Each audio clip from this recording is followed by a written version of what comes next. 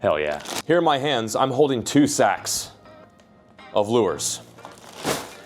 Just a couple weeks ago, I was in Japan. My first time ever, and it was an amazing experience. I spent a little over a week there with my 2 good buddies, Rob and Jerry, and we were filming some amazing content for the Guggen Squad channel. If you guys haven't checked out that channel yet, it'll be linked down below. Regardless, I wasn't there for my personal videos. I was there for the Guggen Squad, and we were doing some pretty interesting things, traveling all throughout Japan, including some major cities such as Tokyo, Kyoto, and Osaka. While we were there, I ended up stumbling into probably one too many Japanese tackle stores and absolutely ran up a fat check.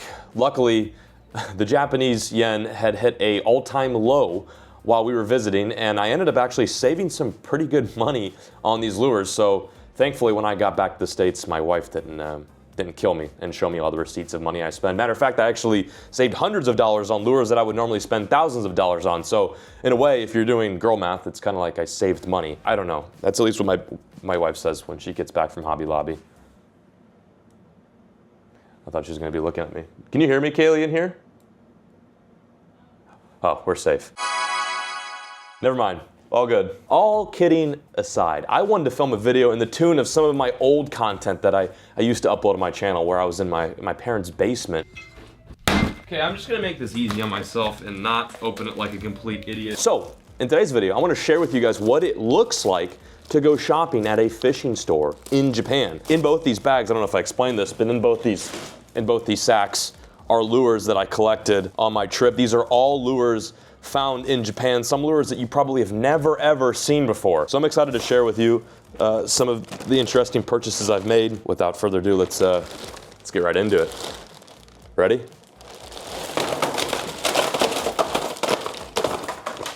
I'll just get my daughter to clean that up. Let's get started with some more crazy ones that I found. Take a look at this.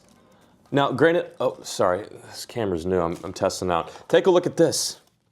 Here's one of the first lures that I found on this trip. I have literally no idea what it is or what it's used for, but it was big and slender, so I bought it. This is called a Hide Up, at least that's the name of the company. I bought this for 4,400 Japanese yen. I got it because it was interesting. I don't know if I'm ever actually gonna use this for bass, but I could see this being a great striper lure. It looks like a giant jerkbait. I don't know if it floats, sinks, or suspends because of most of what is written on here is in, well, you guessed it, Japanese. I suppose I could translate it, but yeah, it's pretty wild. I got a lot of big lures while I was in Japan. This is one that stuck out to me, so I decided to pick it up. Look how crazy that is. If my camera would just focus, thank you, camera. There we go. Stop. Let's try to focus on my nipple or something. What's going on here? Look at that big behemoth. Some are not too interesting, but I want to show you guys some of the crazier ones that I found. Like this one, for example. What the hell is going on here? This is called a Imakatsu Death Roll. It's quite an aggressive name for a fishing lure. I'm gonna take this one out. I believe this is a topwater lure. I've seen some anglers in Japan fishing with these on my Instagram's For You page, and it's got a pretty crazy action. This one right here has got to be one of the most wild purchases I made while in Japan. Look at this thing. Like, what is going on here? It's got 2 different segments, a bunch of different props. I mean, to say that Japanese anglers go above and beyond with their unique designs is an understatement. Those 2 I thought were pretty wild. Let's keep going with the strange topwater, and I want to show you this one. This is a, well, this is a jackal. The name of this lure is called a chop cut, kind of like the, what was that guy, the ShamWow guy?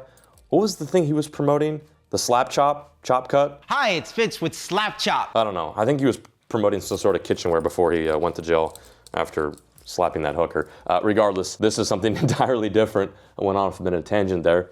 But this one's pretty wild because I believe this lure sits on its side. It looks like it would float in the water upright like a normal topwater, but the hook is facing down on the side. So I think the bait is supposed to sit like this, and then I imagine when you reel it in, that prop spins. It's quite the contraption. I actually could see myself throwing this and probably catching a few bass on it. Right then and there, those were 3 lures that really caught my attention. I was buying a bunch of stuff that I thought I could actually see myself using on a regular basis, and I wanted to also purchase some unique stuff too. If you've been following this channel for quite some time, you know that I am a lure head. I love collecting interesting lures. For example, in my office, I've got a couple hanging up right there. I'll show you. This one right here was a lure that was handmade for me by a Japanese angler. This is a arowana, which is a, well, it's an Amazonian fish species. And a long time ago, if you've been following this channel for quite some time, I actually managed to trick a bass into eating an arowana. I might have been the first person to ever catch a bass on an arowana imitation lure. I really do enjoy collecting very unique, diverse, and intriguing lures such as this one.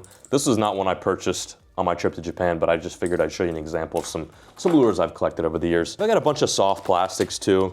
This one's an imikatsu as well. Like little tiny soft plastic swimmers.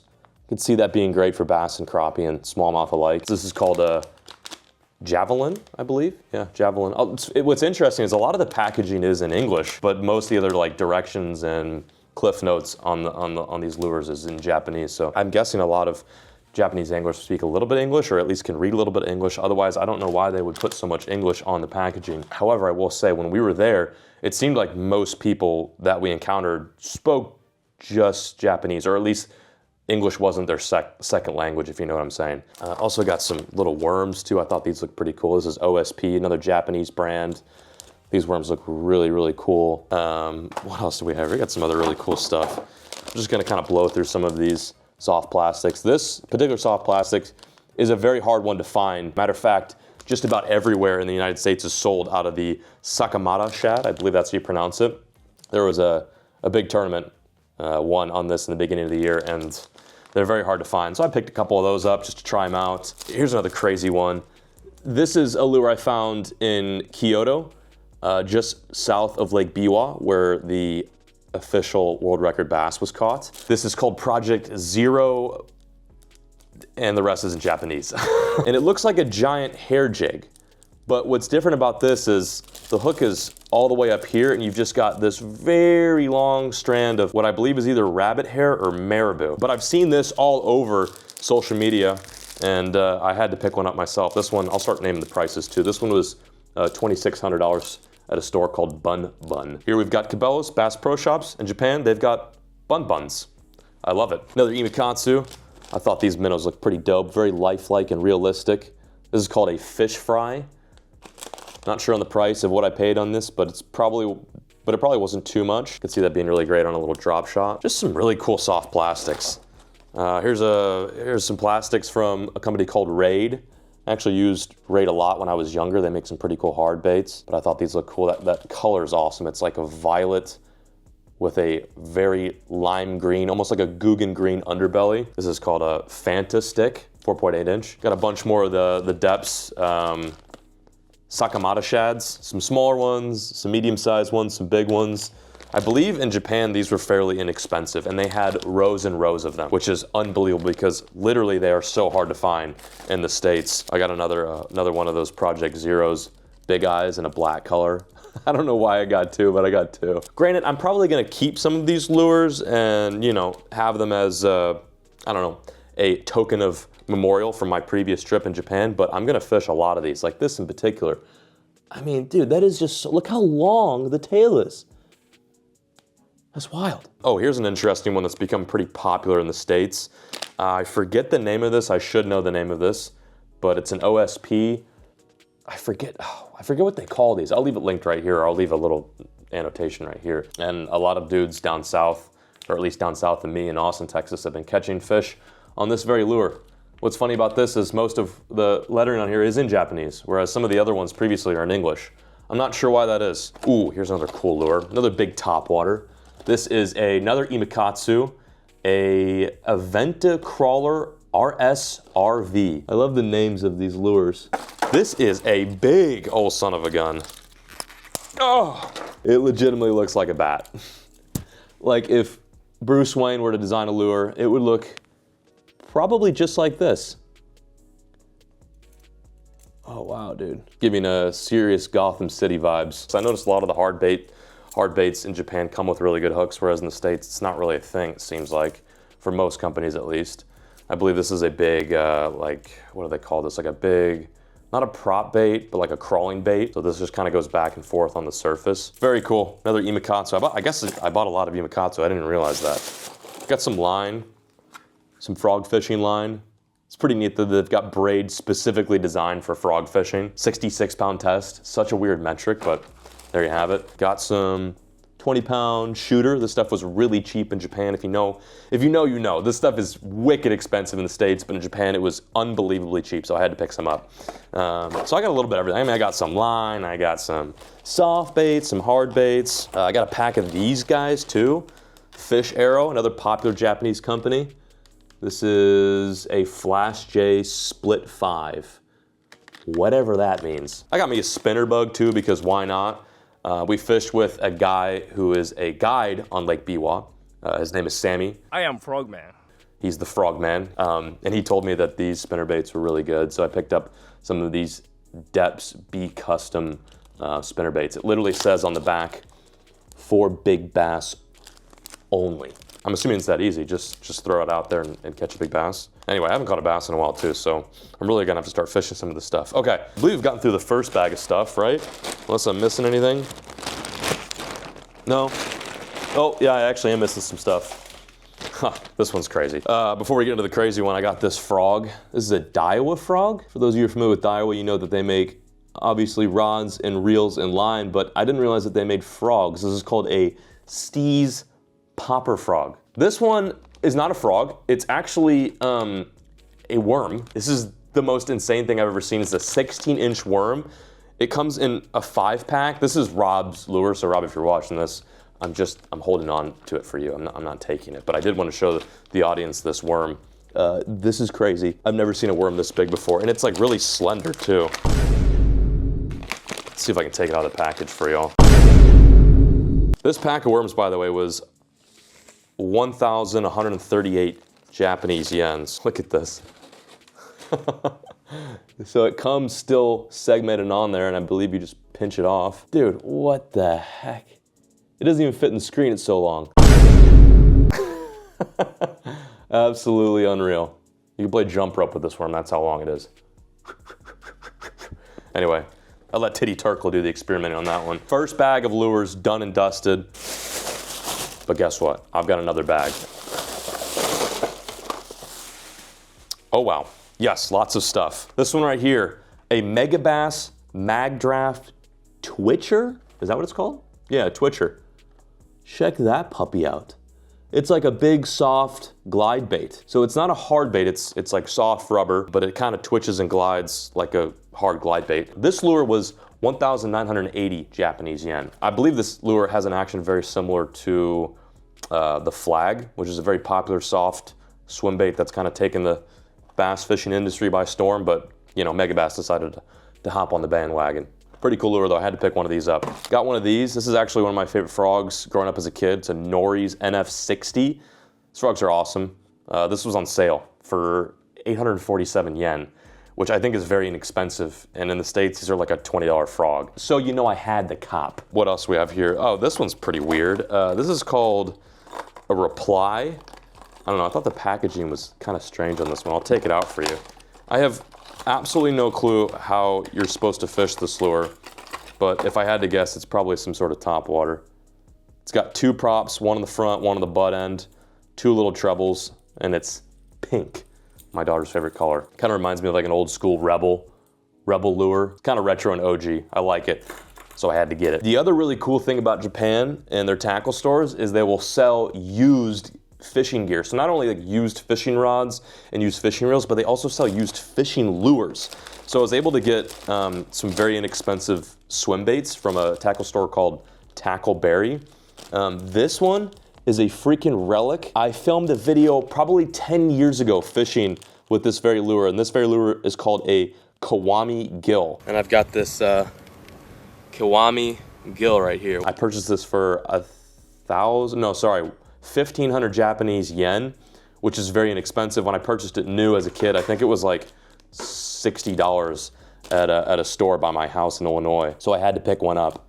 It's a little tiny bluegill glide bait. I wasn't in love with the color, but you know, you can always get these repainted. Another used lure as well. This is, I think, a DRT. I think it's a Fish Arrow DRT collaboration. I got this because it looked cool, but I also think it'd be really awesome for striped bass. Sorry, stripped bass, my bad. Would be awesome for stripped bass. Anyway, big swim bait. I could see this working great in the salt, so I had to cop it. Then they were also selling some really inexpensive like jerk baits. Like this, I believe, is like a $30 jerkbait in the States. It's like an OSP 130, and they were selling it for like 1,500 yen, which is nuts. It's a really, really nice jerkbait. Then I got a little Depths bull shooter. I didn't even know they made them this small. Seeing as I'm headed up to Maine, I wanted to get this.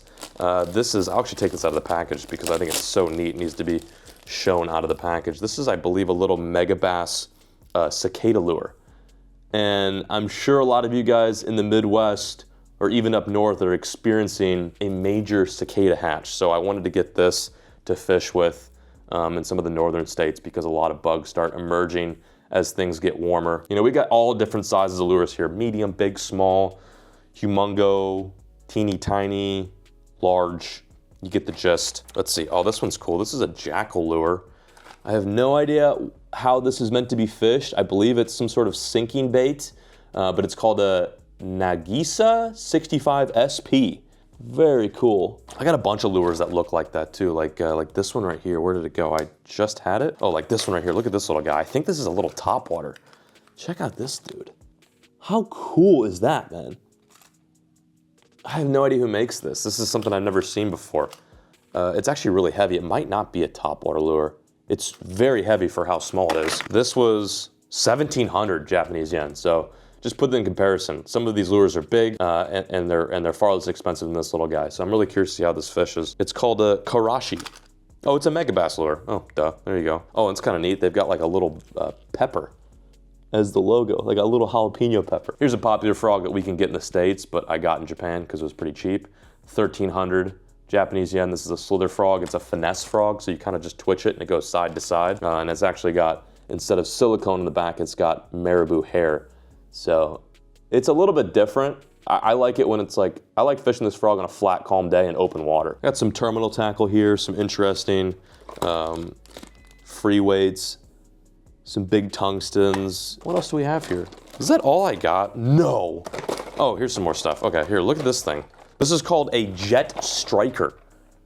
Like, what the hell is that, dude? There's so much going on with this lure. It's got like a weird, like, look at this. So that's like some sort of, like a piece of metal that's in the shape of a, I don't know, like a V or a Y almost. And then it connects to the butt end, I believe.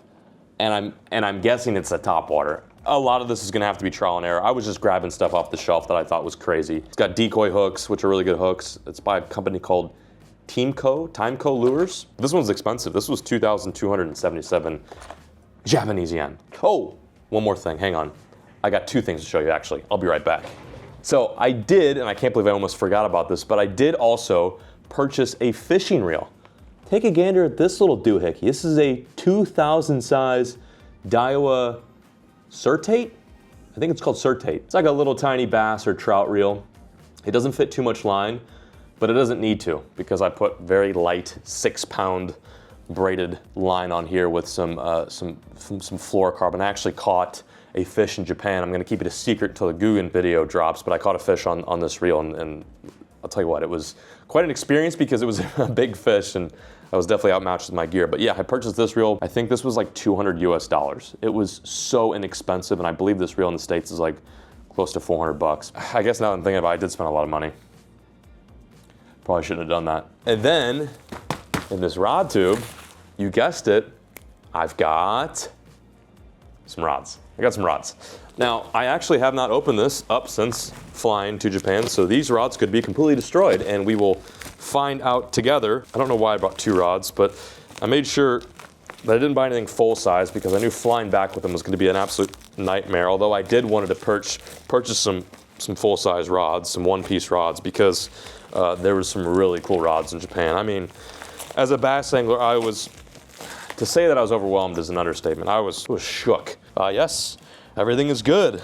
Okay, so I bought two travel rods. I don't have very many travel rods and had to go a little balls to the walls. So I decided to get two, not one, but two Japanese rods. This one in particular is a Poison Adrena 2-piece 6'3" spinning rod. This thing is nuts. I'll tell you what also is ridiculous about this rod. Its price point. It is so much money. Even in Japan, it was a lot of money, but it was worth it. You know, I think this rod is super durable. I caught a giant fish on it, and I'm gonna use it for smallmouth and largemouth and all fish alike. It's a great little rod, and I like that it's a two-piece too. I can break this down, bring it with me on creek missions if I'm going through crazy amounts of brush and shrubbery. I don't have to worry about busting the rod. I can just break it down as is and put it in my bag. And then I also, last minute, decided to buy a casting rod. Now this is not an ordinary like bass fishing casting rod. This is like meant for overseas Amazon trips or trips to you know, Australia for barramundi or peacock bass, things of that nature. This is a heavy duty Shimano Scorpion casting rod. It's a 7-foot two-piece. It's got reinforced triple foot guides all the way up to the tip. And if you're not familiar with guides and what triple foot means, it basically means there's 3 ends of support on that guide, whereas most bass rods will just have kind of one little foot, like one little piece that connects the guide to the rod, but there's 3 points of contact with the guide to the rod. Basically, I'm boring you. What I'm trying to say is it's very, very durable. It's a very sturdy rod, and it's a two-piece, so I can travel with it. I can bring it on the plane. However, I did try to bring it on the plane in Japan, and they didn't like that, so I had to go back through security and check it in and get it all wrapped up in this, well, you saw it, in this makeshift pool noodle looking rod holder. Anyway, there you guys have it. This is a different video, I know, but I just want to find any opportunity to film content that I want to share with you guys. And if you enjoyed it, be sure to drop a like down below and shoot me a comment. Maybe we'll go somewhere else. Maybe next time I go overseas to a different country, I'll film a video like this. I've got, I mean, thousands of lures that I've collected from, you know, Africa, Australia, Indonesia, now Japan, Canada, Europe. I've got so much stuff that I've never really filmed a video about, but I really want to take the opportunity today to film that video and share with you guys what it's like to go on a shopping spree in Japan. So anyway, I'm peacing out, signing out. Thank you guys for watching today's video, and we'll catch you on the next one. As always, folks, keep fishing, never stop.